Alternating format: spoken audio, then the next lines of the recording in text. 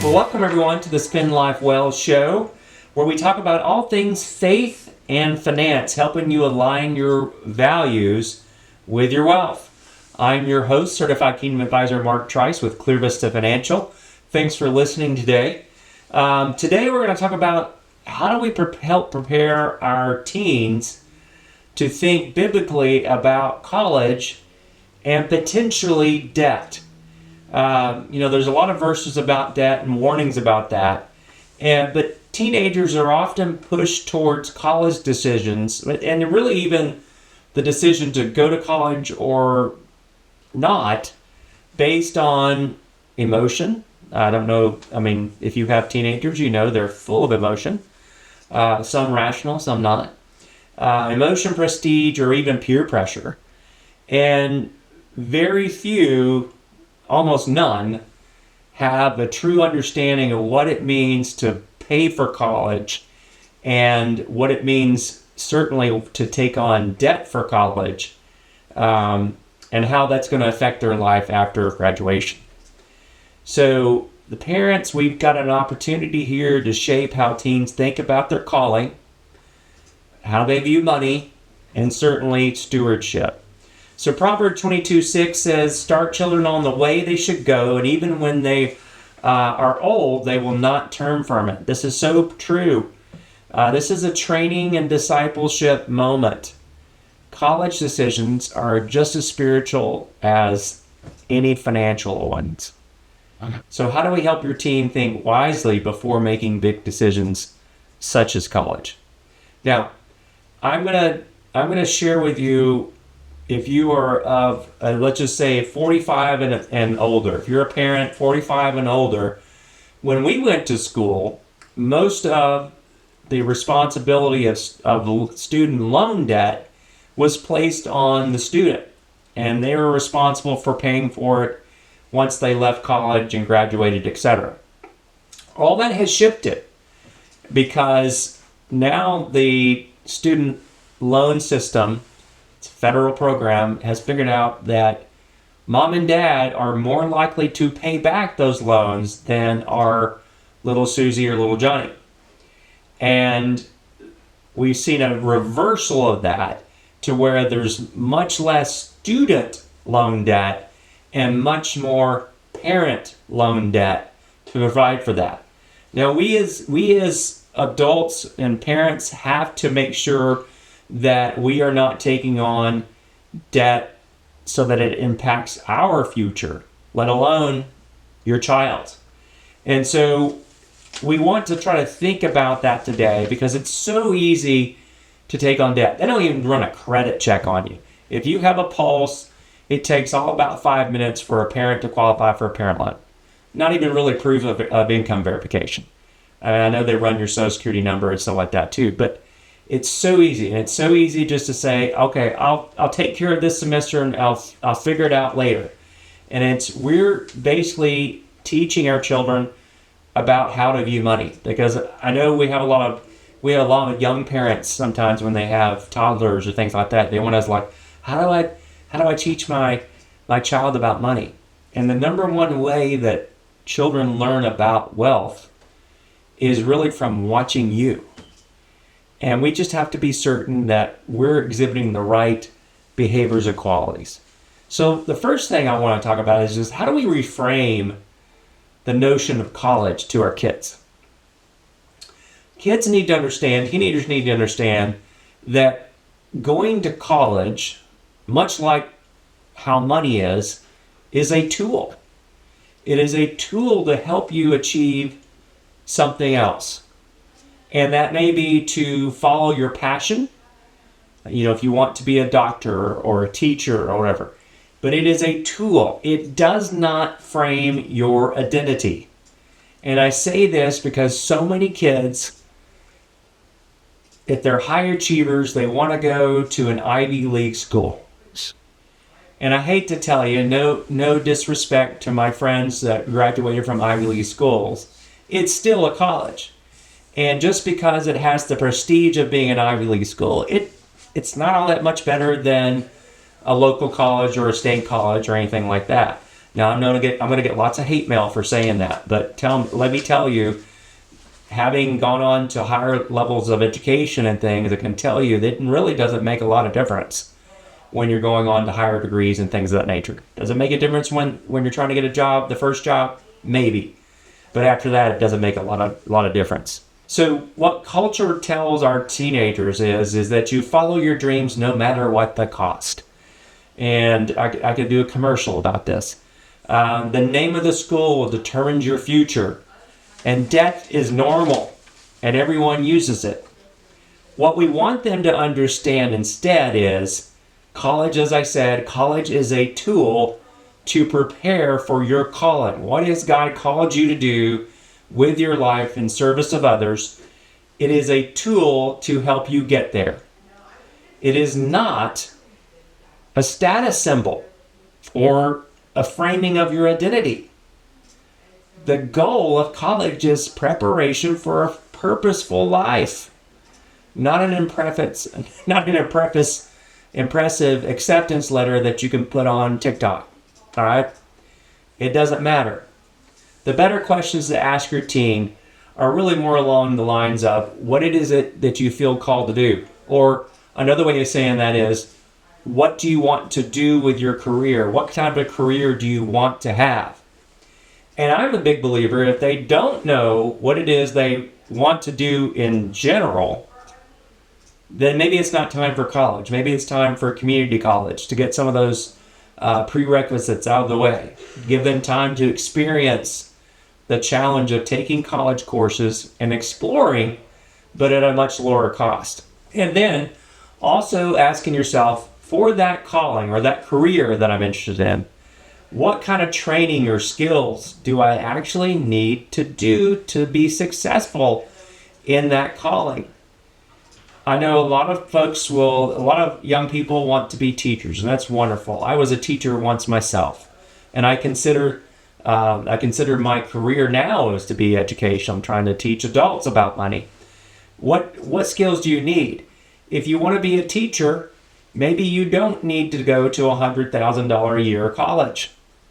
Maybe you can do just fine with a local state college, and you'll save yourself a lot of debt. One of the things that we talk about a lot of times is how much debt we should take on, and I'll get to that in a minute. But is that degree worth the cost to obtain it? So what I'm saying here is, if you want to go into a career, let's say social work, and I love social worker because they play such an important part in our society. But many social workers are not going to make more than $30,000 their first year out of college, if that. Should you be taking on and paying for a six-figure a year university to become a social worker? I don't know. That's for you to decide. It's for you to discuss with your teenager, but you need to decide that. As a general rule of thumb, if people must take on debt, and especially the student, don't take on more than 1 year's worth of their first year's salary. Let me explain that. So if you're going to make $30,000 your first year out of college, don't take on more than $30,000 of total debt. You don't want to get so underwater that you have nothing to spend on just regular things. It's a very hard situation and great financial stress for your child or for the parent to have that much debt burden beyond that. All right, number 2, having gone through the parent loan process and the student loan process with my child, we just did this as an exercise. I just had one graduate in December. We did this as an exercise and to see what it was like to apply for student loans. And what I was shocked about is that there was no explanation, not at least in the first part of the process, there was no explanation of being able to educate my child about the consequences of taking on debt. Your teenagers are 18 or 19 and nobody's explaining them to it, let alone to the parents either. And so I think it's a disservice for taking on student loans and not truly understanding the implications. You know, we put the label financial aid on this process. And it sounds like it's really helpful, right? It's not necessarily. It can if you were receiving need-based aid. We did a podcast a little while ago about the FASTER process. It can if you're receiving merit-based aid based on your scores and college application and stuff like that. So you want to make sure that you're walking them through examples of what are the monthly payments going to be, what are they going to look like after graduation. And it really, for my eldest daughter, it freaked her out. She didn't want the responsibility of that, but we don't think about those things whenever we're applying for the loans. A lot of times we don't think about how long the payments can last and how debt affects the freedom, their ability to be generous with others, housing choices, and even career flexibility. Have you ever been in so much debt and you had an opportunity to do something really awesome and serving to the kingdom and stuff like that, but you couldn't do it because your bills were stacked to the roof? We all been there? I have. And we need to have conversations with our children about how choosing one school over another can change their financial future by tens of thousands of dollars. So the key here really is it's not about scaring them. We don't want to scare them because some kids are really gun shy and they're shy about spending it all, and it may scare them away. But it's about giving them clarity so they can make a wise decision. Okay, point number 3 here: teaching stewardship and the wisdom that's in the decision. The whole process is a great teaching moment, whether you decide to take on debt or not. James 1:5 says, if anyone lacks wisdom, you should ask God, who gives generously to all without finding fault, and it will be given to you. So we want to teach our kids to seek God's wisdom, not just counselor or peer advice. If your children are in public school, that's great. Hopefully you have a good Christian counselor there, but they're not really allowed to talk about that. But you want to show them that money is a tool and money is a responsibility, not just a resource. So good family questions when you're talking about planning for college and paying for it. Are you praying about this decision together? So oftentimes we're so busy, especially when your child's a senior, there's so many different activities. You've got to post pictures from the last 15 years of your child growing up, and you don't take time to pray. And are we focusing on the stewardship of this resource to pay for college over the emotion of it? A lot of times we're so excited to get an offer letter from, or an acceptance letter from whatever school you're thinking about, that we don't think. And I know I'm guilty as a parent. You want everything that you possibly can do to give to your child to help them get ahead. And I've gotten wrapped up in the emotion as well. And I'm a financial advisor, so I know it's hard. But we often have to take the emotion out of the decision about where we're going to apply and where we're going to ultimately attend. So I will be praying for you families to help overcome that. And the most important thing we're trying to show here, or one of the things we're trying to show here, is like, look, this is a long-term view. If you are taking on large amounts of student loans, it may be years before you're able to pay it off. And I mean decades.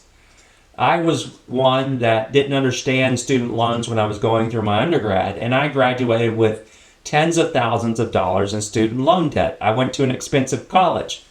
So it really, the equivalent of the debt that I had in student loans today, if you inflate the dollars or whatever, was probably about $200,000. And I don't think I would have paid it off in even 10 years had I not had some early financial successes that allow me to pay it off faster. Can you imagine that you're going into your 40s and 50s and you're still paying for your college undergrad degree? That is a burden. And the debt can be a burden for your family and your future family. It is a drag. And we have to remember that Proverbs says that the borrower is slave to the lender. And that's true. You are beholden to that debt holder until it's complete, and it takes away your freedom. So college decisions when we think about it, it can really shape, your financial life for decades to come. And there's a great chance to teach and model good financial wisdom in this situation. So, preparing for your teen to go to college isn't just about applications and scholarships. It's shaping how they think about their calling, their future career, money, and responsibility. So you're helping from a financial mindset that they'll carry into adulthood. And having these honest conversations now will really save them a lot of pain later. So start a conversation this week with your teenager about college and debt, not from fear, but from wisdom. And talk about the calling, get them to pray about that. The cost to attend, you can find the cost to attend on every college website in the financial aid section, and look for expected family contribution. It really paints a picture for what it's going to cost your student, your family, to send them to that college. And believe me, it is an eye-opener. And you have to be willing to have those conversations. And I know they're hard, but you got to talk about it. And it's a great, wonderful teaching moment. Always consider meeting with a financial advisor or a college planner to help see the real numbers behind the different choices. So parents, ask yourself, am I preparing my teen for a college or a lifetime of stewardship? I want to be prayerful in this time for you. And if you have questions, you can contact us at info@clearvistafinancial.com. You can call or text at 254-282-0495 or visit us on the web at clearvistafinancial.com. Folks, thanks for your time. I know it was a little bit longer session, a little longer podcast, but it's so important. And we're right in the middle of college planning season right now. You've been listening to the Spend Life Well Show. Until next time, thanks. Securities offered through Cambridge Investment Research Incorporated, a broker-dealer, member FINRA SIPC. Advisory services through Cambridge Investment Research Advisors Incorporated, a registered investment advisor. Cambridge and Clear Vista Financial are not affiliated. Discussions in the show should not be construed as recommendations or investment advice. Always consult with your investment professional before making important investment decisions.